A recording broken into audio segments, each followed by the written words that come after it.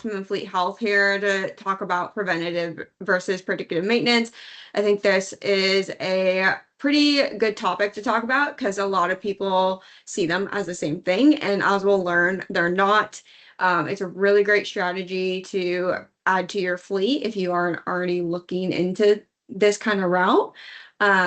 So yeah, thanks again for being a little patient. The next 30 minutes, we're going to talk about maintenance strategy that keeps your fleet moving. Before we jump into the good stuff, just a few housekeeping items first. We're going to be covering a lot of great information here today, but don't feel like you need to write everything down. You will be receiving a recording per usual to your email, and it also will be available on our website, YouTube, LinkedIn, all those fun places. Feel free to throw any questions that come up into the Q&A or the chat box at the top of your screen anytime throughout the presentation. We can definitely answer them as they come in, or towards the end if we feel like it fits better at the end there. But don't feel like you need to hold on to those. So hop into the fun stuff now that the professionals are here. We'll kind of let you guys take it away to help us navigate through the gaps, real life examples, and strategic solutions. Again, I have Craig and Chantal with me, and they can go ahead and introduce themselves to you guys. So I'm Chantal St. Michael, and I'm the project manager here at Optimum Fleet Health. And we are excited to talk about predictive and preventative maintenance today. Thank you.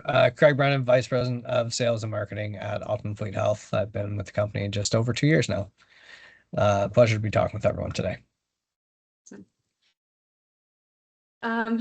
So with that, let's go ahead and jump into the fun stuff. Most fleets already have a preventive maintenance program in place. Oil changes are complete, inspections are scheduled, and maintenance intervals are followed, and yet unexpected breakdowns still happen. So why is that? And that's why we have Craig and Chantal here to navigate through this topic. Perfect. Thanks, Emily. Glad to be here. Me too. This is one of my favorite topics. Craig, do you want to kick it off? Yeah, for sure. So we're going to go through preventive maintenance versus predictive maintenance today. At its simplest, preventive maintenance is scheduled maintenance. So you service the vehicle based on set intervals, mileage, engine hours, and the manufacturer's recommendations. It's really the foundation for every fleet's maintenance program, and it's really what keeps the fleet on the road for the long haul.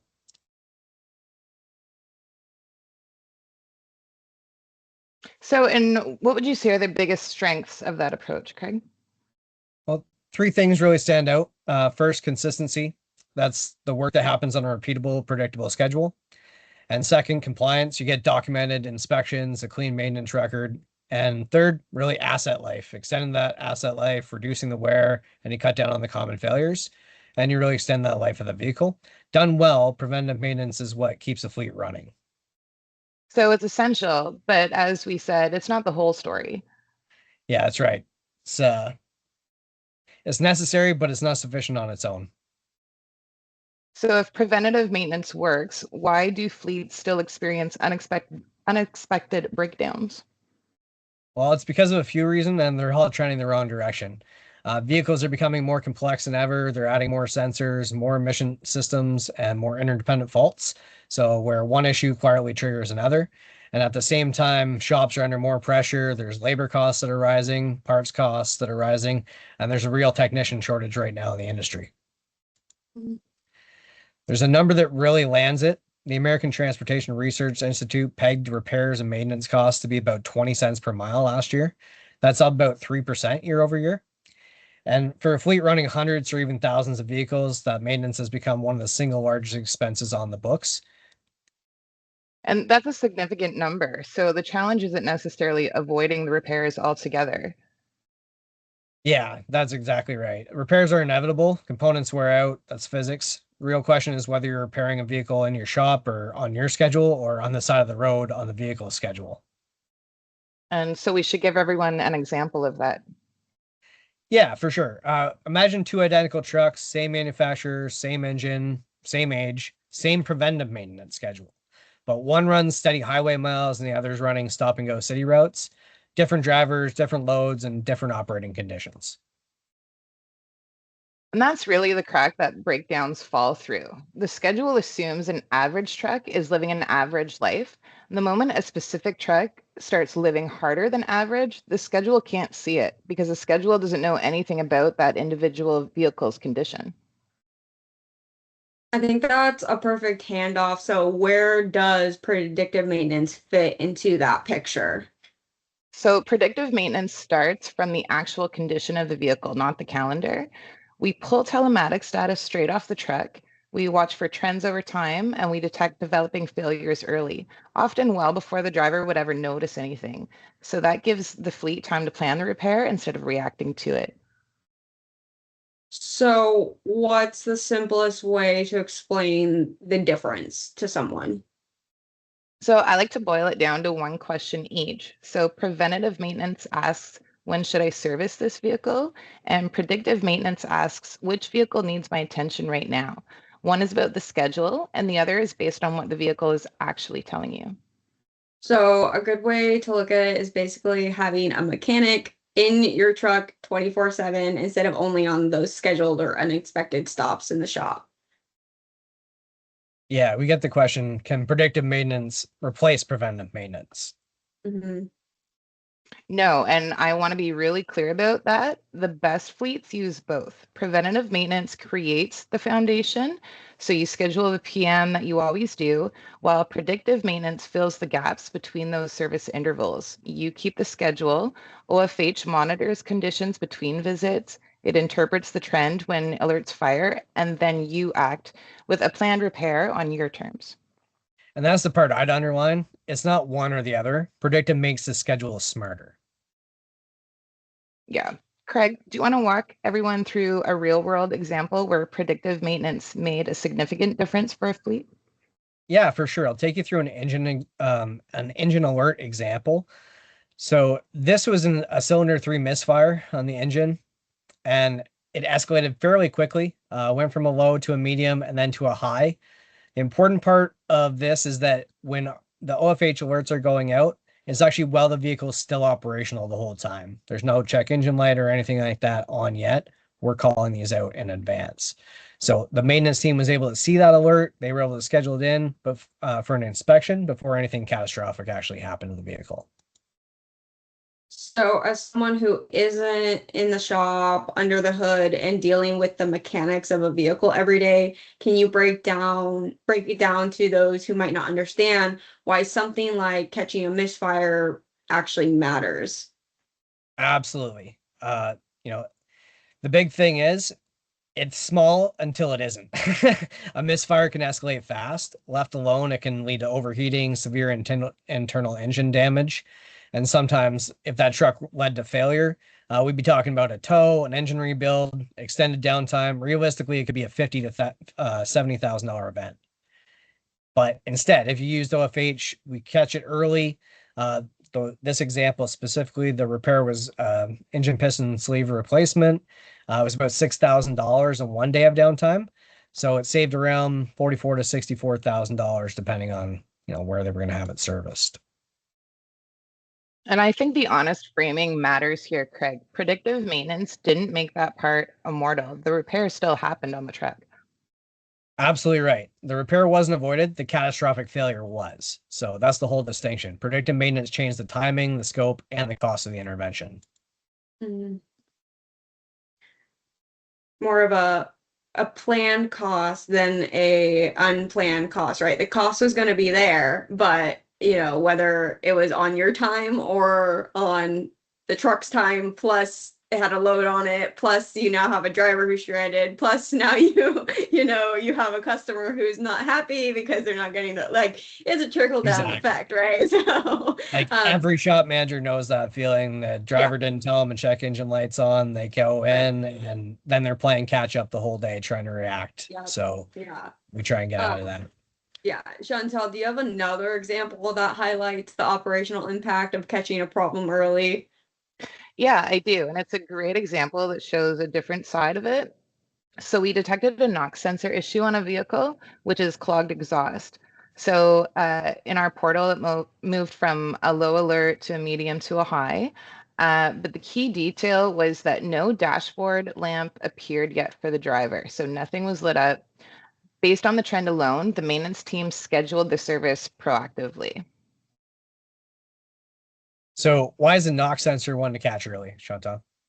Because NOx sensor failures are one of the most common causes of derate, and when the truck deliberately cuts power to protect itself, the traditional path here can be ugly. A roadside derate, the tow bill, emergency diagnostics, sometimes up to 2 weeks of downtime while you sort everything out. So what actually happened in this case was a planned sensor replacement, about $400, and only a few hours of downtime versus a couple of weeks, right? So roughly $1,100 saved for the company. So That's great. So the savings number is a bit smaller in the engine example, but you'd argue the point's the same. oh yeah, the real example wasn't the $400 sensor. The real value was avoiding the roadside event entirely. You don't want a driver stranded on the road or your load delayed. It's just the emergency scramble all the time, right? So we turned the unplanned crisis into a routine scheduled task. That's Yeah, great. I think this is a good example of, even with the built-in sensors and the scheduled maintenance protocols can fail, right? And the vehicle could have just left the shop in tip-top shape, checked all the boxes, on its normal quarterly inspection. And then the second it hits that road, something now fails. The vehicle isn't scheduled for an in-depth inspection for another quarter, and we know how that goes, right? So Yeah, exactly. Yeah.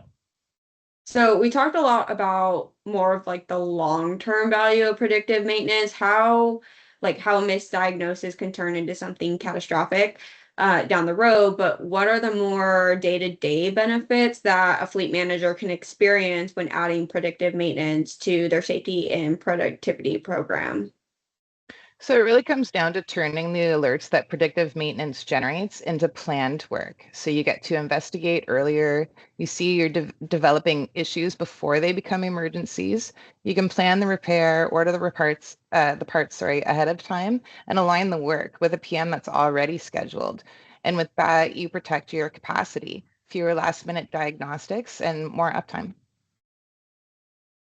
Yeah, we really cut down on the diagnostic time for the shop, and that really flows right to the shop floor.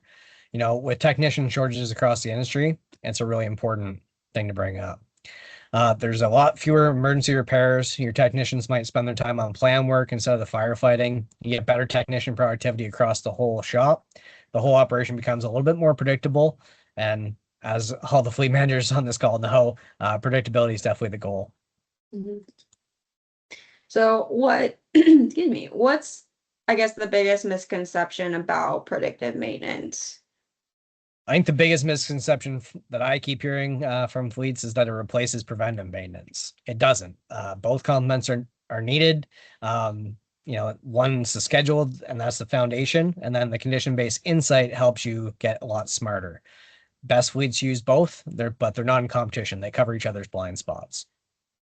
That's right. And I'll just add that nobody should hear predictive and think that they can stop doing their PMs. If you skip the foundation, like Craig said, you've got nothing for predictive to build on.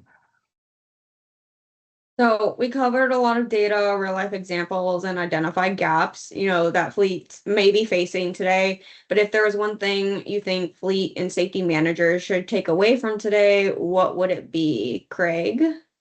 Yeah, the preventive maintenance is still essential. Every fleet should still have their PM strategy, full stop. But that's your schedule-based foundation. Predictive maintenance is based on the vehicle condition. So most successful fleets use it together, and PMs can actually be extended or shortened based on the real data from your fleet instead of based on what a manufacturer might say it should be over a certain period of time. So it saves you a lot of time and money. Yep. And the way I'd say it is preventative maintenance keeps fleets on schedule, while predictive maintenance helps fleets stay ahead of failures. So monitoring the actual condition between visits, Again, investigate early, and then you can plan the repair on your schedule. And using them both combined can allow for PMs to be shortened or lengthened based on real-time data from your vehicles. Okay. Perfect. So, any questions from our guests at all? Yeah, I guess one question is, what are those early warning sign fleets manager commonly overlooked, to kind of give I guess another kind of real life example of to bring to the table, what's an overlooked sign for fleet managers? Well, there's a lot of them. I think every fleet manager on the call knows if you have a telemax system, you're getting fault after fault sent to you every day. And sometimes it's hard to cut through the noise, especially when you have a lot of vehicles and know, what is my biggest risk? So we help cut through the noise and actually give you what the actual problem is. So that's the nice thing about Optimum Fleet Health. Yeah. Awesome. Let's see. Don't see anything coming through the chat. But if any come through after the fact, you're looking deeper into having more of a predictive maintenance schedule and something comes up, definitely reach out. I'll be connecting everyone with the experts here to deep dive and talk about your fleet specifically to see if it's a good fit for how you're managing your maintenance. And maybe you're not the individual who manages your maintenance, but you know who to direct them to. So, yeah, I think this was super great. Again, predictive and preventative, when people hear those words, they kind of mish them together, right? So distinguishing that, I think, is the key here for everyone who attended and those who are watching the recording after the fact. Awesome.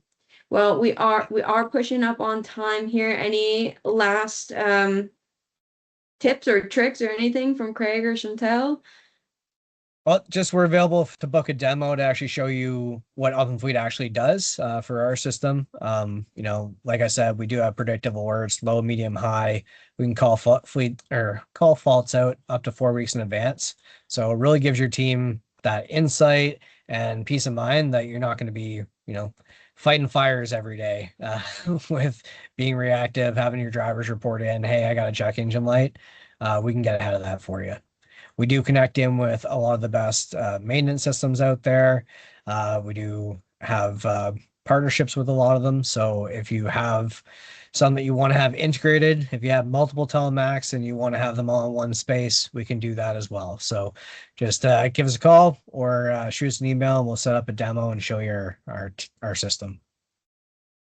4 weeks, that's a big timeline there to be able to check on something before it becomes a problem. Yeah, for It sure. is. That's pretty impressive. Yeah. That supply chain definitely gets a little Yeah. shorter for people. Yeah. Awesome. Well, thanks again for everyone spending their Friday morning or Awesome. afternoon with us. As always, your feedback on what we talked about today and what you want to hear in the next webinar is always welcome. Be on the lookout for the recording and contact details in your email. Special thank you to our guests from Optimum Fleet Health for bringing a different and elevated perspective on fleet maintenance. Till next time, stay safe, stay compliant, and keep driving success. Thanks, everyone. Enjoy your weekend. Thanks, Emily. Thanks, everyone. Have a great day. Have a good